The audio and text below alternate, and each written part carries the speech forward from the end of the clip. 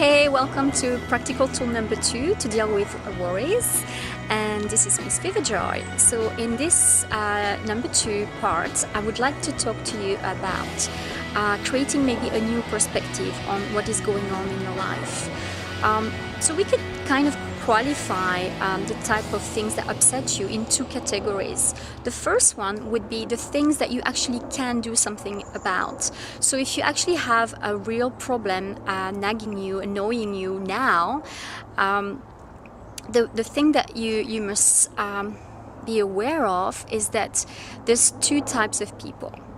You can either be worried, and if you are emanating the energy of fear. You are problem orientated, and basically this kind of thing is stressing you and draining your energy, and you are not useful because you cannot think of a solution.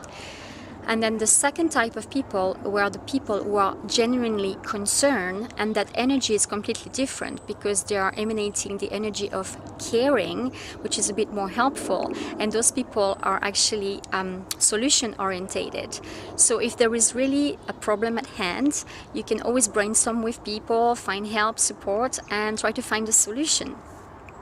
Now, the second type of things that is upsetting you is the things that we think, or sometimes it's true, maybe, that we cannot do something about. And in this category, there's 2 different types of things.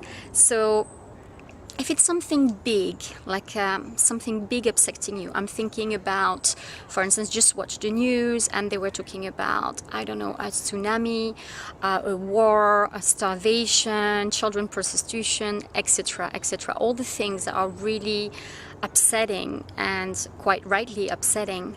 But the thing is, at your level, there's maybe not much right now that you can do to deal with this problem.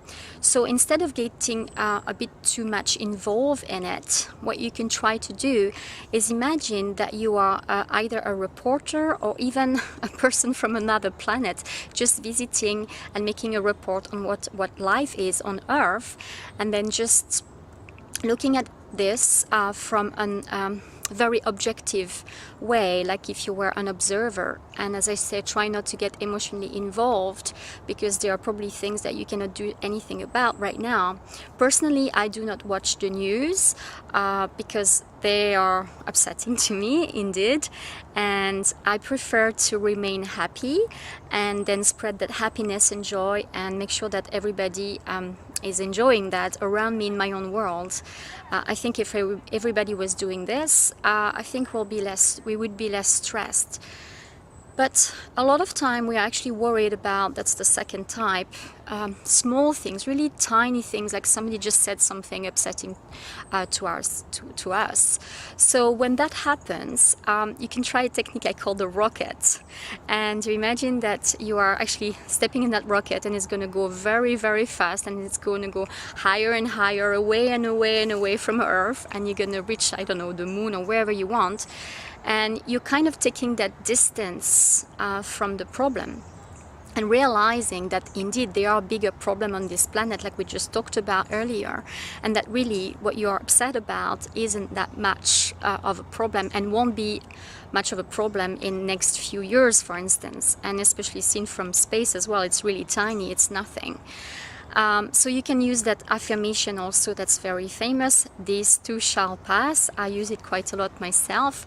But another one that I like and I would like to share with you today is you can ask yourself this: how many minutes of my precious life am I willing to waste upsetting about this?